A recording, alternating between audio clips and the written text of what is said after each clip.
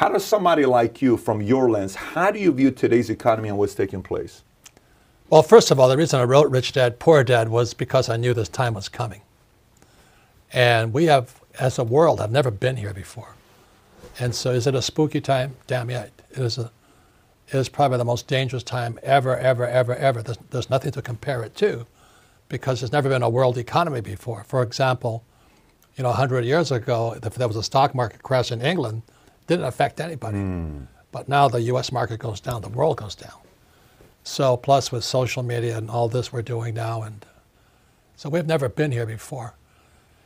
And I'm excited about it because I make more money in crashes than I do when they go up. So, but for the average person, they'll get wiped out. I'm afraid at the worst, I hope I'm wrong, but I think we're heading for a global depression. And now the good news is that for those who are prepared for it, you'll do better. But the last crash in 2008, I was on Wolf Blitzer's program 6 months before Lehman Brothers went down. And I said Lehman was going down. And nobody listened, but it went down. And so I've been expecting this market to go down for quite a while. And I'm concerned about my fellow human beings. But as you know, most Americans are clueless. They don't know what's going on. But if you travel the world, I just got back from Africa and China and Japan and New Zealand. People are scared. Australia, which hasn't had a recession in 30 years, is in recession. But Americans are fat, dumb, and happy, having a good time, which is good. But I'm concerned. That's all I can say. I'd be afraid if I had kids.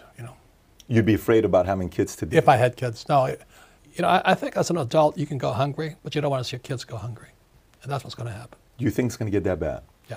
Let me ask you this: what is the biggest factor that's going to cause that? Well, the reason I wrote Rich Dad, Poor Dad is the U.S. dollar. That's my book over there, Fake, which came out last year. Fake money, fake teachers, fake assets. And the U.S. dollar is fake. Never in the history of the world has any fake money ever survived. And we're doing the same thing. We just keep printing this money. And when I wrote Rich Dad, Poor Dad almost 25 years ago, people said I didn't know what I was talking about. I said savers would be losers. Now, today, there's quantitative easing, which is counterfeiting money. And then you have zero interest rates. And people are still saving money. Are you nuts? They just printed, I think, $500 billion in September of this year because the repo market is going down. And the average guy goes, well, what's the repo market? They don't know. So that's why it's fake money, fake teachers, fake assets. Our education system, it has been my rant forever. Why don't we teach people about money? Why is it? We all use money, but we don't teach people about it. So that's why I'm concerned. And I wrote Who Stole My Pension because was the reason I wrote Rich Dad, Poor Dad. The two authors here, me and myself, Edward Siddell, we both had dads who lost everything. And when I was in my 20s and my poor dad lost everything, it scarred me. So I had just come back from Vietnam in '73. My dad was unemployed, poor dad was unemployed, and he tells me to go fly for the effing airlines. I said, are you kidding me? And he says, go back to school, get your master's and get your PhD. I said, are you kidding me? Here the guy is unemployed. He's got no pension, he's got no paycheck, and he's telling me to go back to school. I said, what, learn nothing? And those guys who, my friends who flew for United Airlines, they're broke today. Their pensions were stolen. U.S. Air, same thing. You look at what's going on in Paris today as we talk, they're rioting. Millions of people are rioting because of pensions. Japan, they're rioting because of pensions. Terrible. You see them, it's terrible. Yeah. Yeah. And Americans, I wonder how my 401k is doing. I'm going, gee, I'd be a little bit worried, but they don't know. Americans live in a fishbowl. Everybody sees in, but Americans can't see out. This book, Who Stole My Pension, I write about what is America's #1 export. Do you know what it is? Toxic assets. 2008 was Wall Street. Toxic assets. Toxic assets. CDOs, MBSs. Yes. Derivatives. And so what is it today? Wall Street just looted the pensions. So this book, Who Stole My Pension, it's like I said, my co-author is an SEC attorney. And he got sick and tired of seeing all these bankers loot the pensions and get paid bonuses. And then the labor union guys who manage the funds get paid bonuses. And the guys who manage it get paid bonus. Meanwhile, the workers get screwed. So when this next crash comes, it's going to be horrible. Now you look at the other guy. So there's two authors. Ted Siddell, SEC attorney. His father was a CIA operative in Uganda. And Idi Amin killed his father. So his family went broke because there was no body. He couldn't collect anything. Whereas my father ran for political office against the governor of Hawaii, and he got crushed. And the governor says, "You're no job, no paycheck, no pension." So my old man's broke. So Ted and I are about the same age, and we come back. He says, "My father has no money. My family's starving. My family was starving because my father lost everything." So it kind of put us on edge. You know what I mean? I don't trust my government. I'm not a Republican or Democrat. I like Trump, but they can't save me. So let me ask you, the average person's watching this right now saying, okay, Robert, I'm not like you. What do I do to be prepared for a time like this? Well, first of all, everybody can do something, but they won't. And that's the problem. As I covered in Fake, my first investment was a gold coin in Hong Kong. I bought a Krugerrand. I was flying off an aircraft carrier in Vietnam. And I went to Hong Kong and I bought a gold Krugerrand. The date was 1972. The reason the date's important is because in 1972 it was illegal for Americans to own gold. But that gold coin today is worth almost $2,000.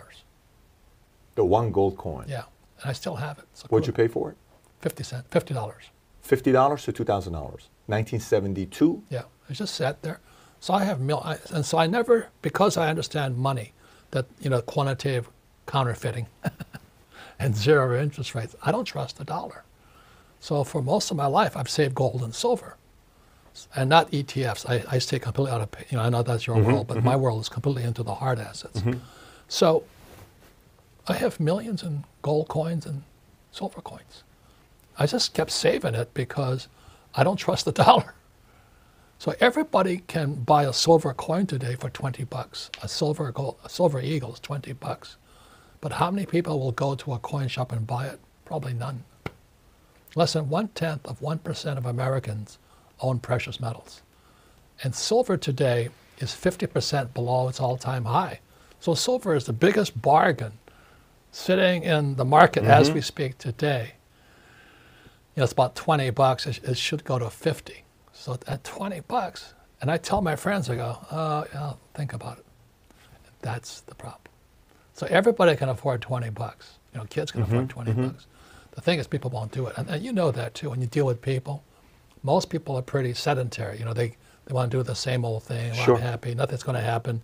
Oh, he's just trying to scare me. But I was talking to my doctor last night. He says, "You've been saying this stuff for 25 years. I never listened to you." I said, "Well," he says, "Now what do I do?" Because his 401k, as we cover in this book here, the average firefighter has about 1.2 million in pension. But there's nothing there. What do you mean? Their payout's going to be at 1.2 million. Meaning what? Meaning they don't have the money to pay the benefits? It was stolen. It was stolen by Wall Street. In 10 years, 2030, 2 billion baby boomers across the world will retire. Japan's broke. Argentina's broke. China's broke. Italy's broke. Germany's broke. All these old guys are retiring. And the stock market, I live in a fairly exclusive place in South Carolina, and I was talking to my friends there, and they said, "Oh, we love Trump, we love Trump.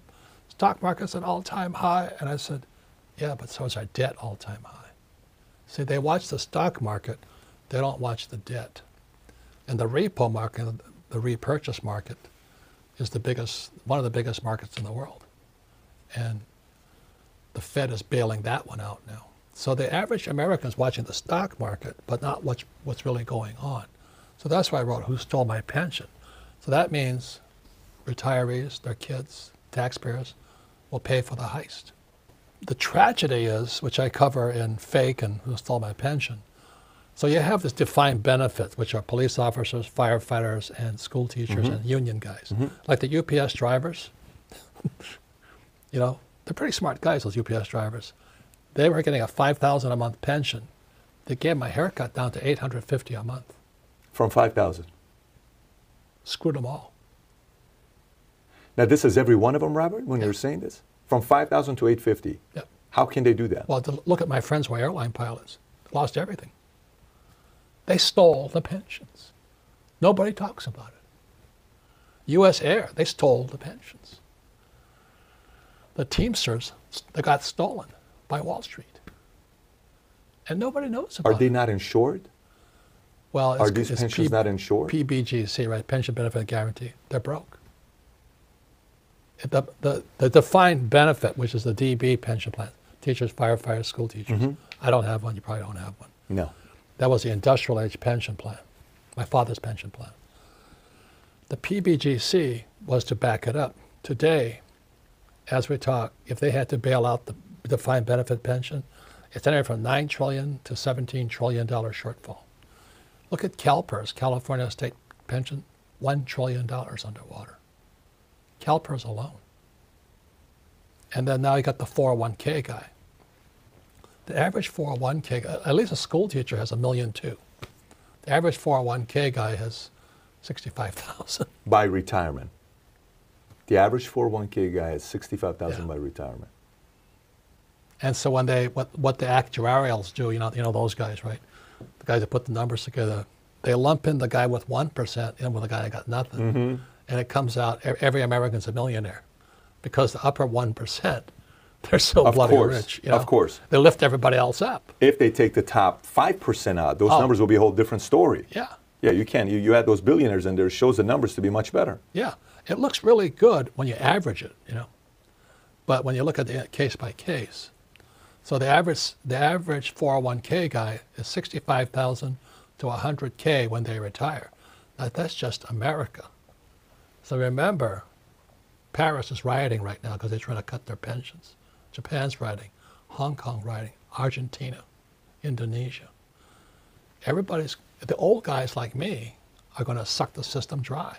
So if anything's going to bring down the market, it's going to be pensions. So what else can I do today? If I know these bad times are coming, I'm a regular guy, what else do I do to position myself better? Well, what a person does is what they can do. And since the average person has no financial education, they can't do much. So like, I can short the market. I'll make more money as it shorts coming down. So I'm looking forward to it. But the average pensioner, they're handcuffed. They can't get out. If they take the money out, they're penalized 30%. They screwed them. They screwed everybody. That's Wall Street, the government, and all these guys. How about industry-wise?